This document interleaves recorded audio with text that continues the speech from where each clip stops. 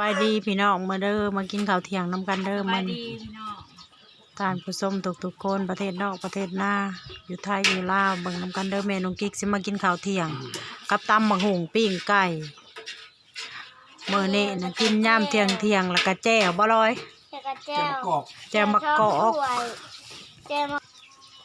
แซ่บพี่น้องเอ้ยแซ่บหลายมาเด้อไก่ย่างไก่ย่าง ลูกค้าไก่กับตำหุ่งพี่น้องแม่น้องกิ๊กสิมากินข้าวเที่ยงมาแม่ร้อยอย่าตันทางลูกตามมาใหม่ค่ะกล่อง ที่ไทยมาเยอะกินข้าวกันเด้อพี่น้องอ้ายมาแต่ไทยก็เลยมากินข้าวเที่ยงน้ำกัน 3,000 อ้ายแล้วมา บาย เที่ยว ดีพี่น้อง 3,400 กว่าคนเลยจะบอกเลยโรคอะไรตายเป็นโรคอะไร3,000 ญาติโรคโคโรนาพี่น้องโคโรนาอย่ามันติดมัน บ้านนอกนี่คนเขาไปเพื่อผ่านตาม โรคเขามาทางป่าโคโรนา ตามตัวเมืองน่ะไม่ โรค ติด โควิด เพราะว่า เอา ค ข่าวน มั มาน ไม่มา ข่าวมาที่กันนั่นแหละ นอกจากเราไปในเมืองน่ะจะนำเชื้อมาบ้านนอกน่ะติด เอาละอ่ะ ถ้าอยู่อย่างนี้มันไม่ติดเลย เนี่ยเป็นลิงอยู่ตลาดมาป่ะ ถ้าหยุดเตียงก็ถึงผม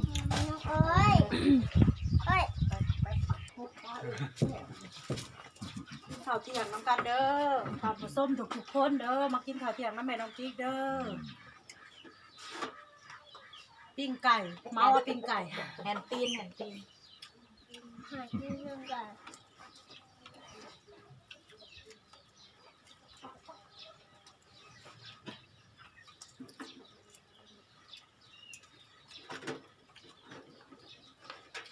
แล้วตลาดอยู่ไกลไหม ไปเติบ ประมาณ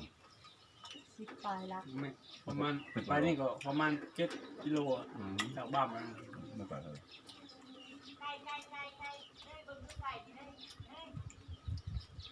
ไปไหม ไปใหม่ นอกไปให้กินไง มันก็ไม่มีอะไรกินเนาะ มันต้องมี กูป่า กุ้งปลา มันอยากกินกุ้ง พอสักทีอยากให้มาแลกอยากให้มา กุ้งกิน อยากมาเดี๋ยวสิเพิ่นอยากชวนไปยังแบงเค ปลาบุ้ม ไปไป มาแลกกันอยากให้แจ้งมานอนอย่างเดียวได้ไหมคนท้องอย่ามาเมาโมเมื่อนั่นก็ มาเล่นอย่างไรตัวเมื่อ มือแรกอยากให้มาพี่เพิ่นก็สิมาไม่ยังไม่แข็งใจยุ แป้งขึ้น มันมีบ่ ไม่ใช่สิมี มันมีเลยซื้อปักส่ง เต้นกับเห็นอยู่ กูก็ชาวตู่ เฮ้ยเว้ยกระสองอ่ะ ต้องหาตัว10,000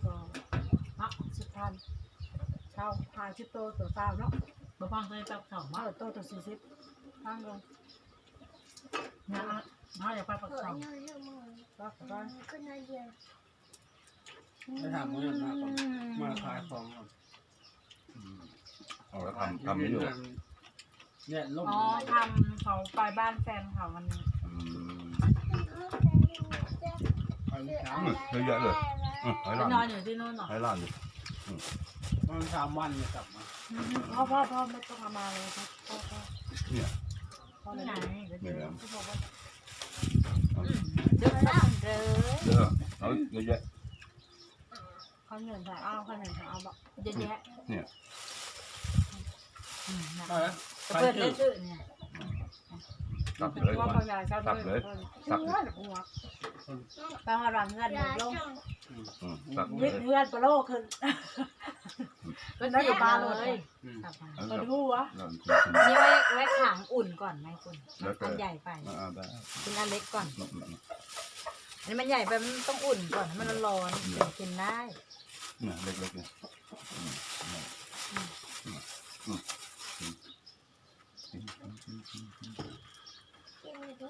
กินเยอะๆกินเยอะ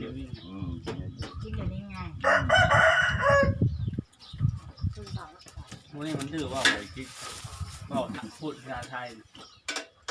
ดี อันนี้จะคล่องง่าย ผู้ภาษาไทยมันก็ดี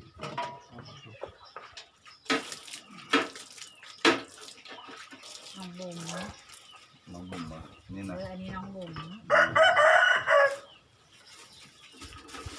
มา ปรุงแล้วเดี๋ยวเอาไป ครับ ไม่นานนะคะ ไปบอกนะ เฮ้ย กินไม่ได้ กินข้าวเที่ยงกินข้าวเที่ยงนางแกะเห็นยังนั่น ให้โยก เจ๊ทื่ไอ้ยแล่นแล้วพี่น้องแล่นเลยหมักม่วงเงินแม่น้องกิ๊กพี่น้องต้นเตี้ยๆน่ะแต่เตี้ยน่ะกระบากดกเบิ่งน้ำกันเลยพี่น้องเป็น2 รอบเลยมันแดดพี่น้องแน่เมืองในแสงแดดแดดแท้แดดว่าหนาแรงหนาเดือนหาอะไรเด่นมันจะเป็นเดือนหาแล้วก็เลยแดดกล้าจังหวะกระสงกรานต์เลย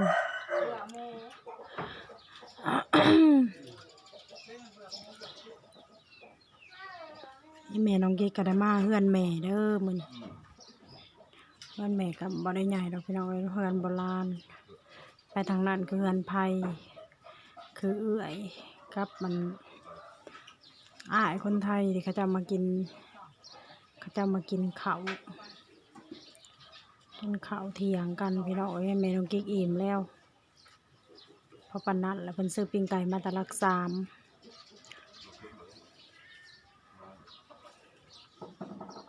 ไปทางนั้นคือเหล้าเลยพี่น้องนี่คือเหล้าโบราณพี่น้อง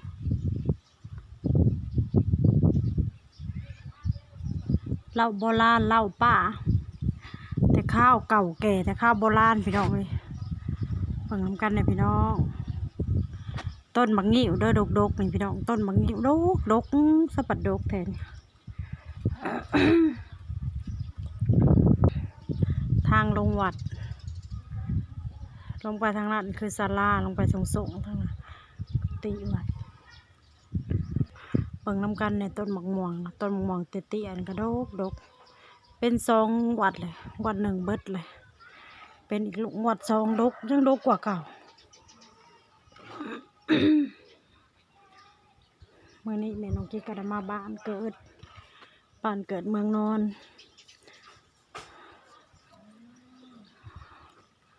เบิ่งน้ำกันเด้อพี่น้องเด้อมากินส้มยามเที่ยงเด้อ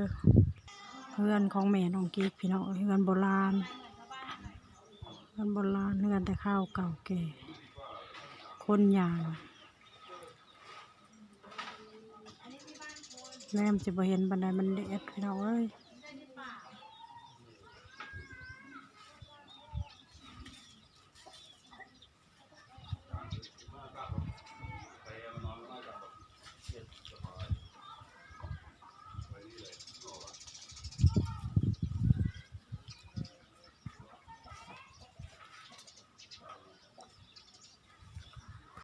ทางนี้คือต้นมะงิ้วพี่น้องต้นมะงิ้วดกพี่น้องเอ้ยไปข้างทางนั้นคือน้องสาขาเงินนางเขียวต้นมะงิ้วดก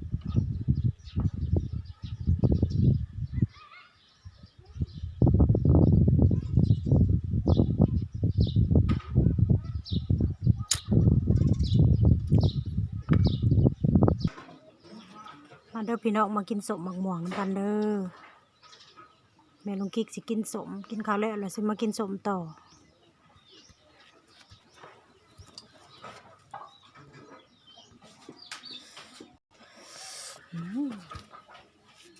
เด้อพี่น้องกินส้มน้ำแม่ลุงกิ๊กเด้อกินส้มยามเที่ยงเด้อพี่น้อง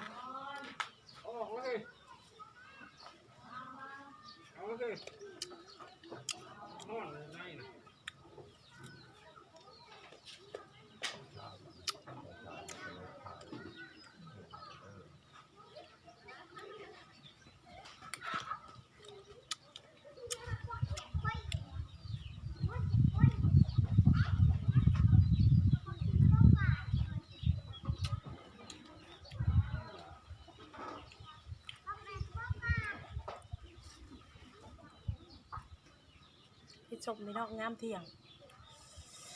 แซ่บแล้ว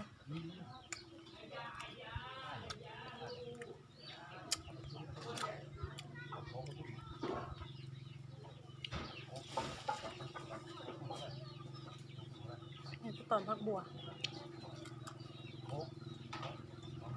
เออแหละโคกเป็นสี่คล้ายกันเลยตามไปเอานะ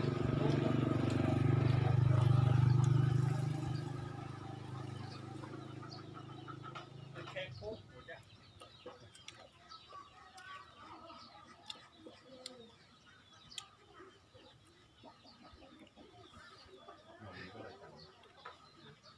หลายจังแต่ว่าเก็บหลายปีเขาแบบมีทำงานก็ทำไป มันจะบานไปเรื่อยๆบ้านจะต้องไปต่อนี้ต่อนี้ไปเรื่อยๆมันก็จะง่ายๆ แต่ไปเสร็จตรงนั้นเนี่ยต้องป่วยคือว่าจบอยู่นั่นยังเหลือค่าสีอยู่ 5,000 เดือนก็ถูก 5,000 20 บาท ไม้นี่มันดีหน่อยเป็นหมื่นใช่ไหมก่อน 20 บาทนะ 5,000 เริ่มต้นก็วันละ300เนาะขั้นต่ำมันได้แต่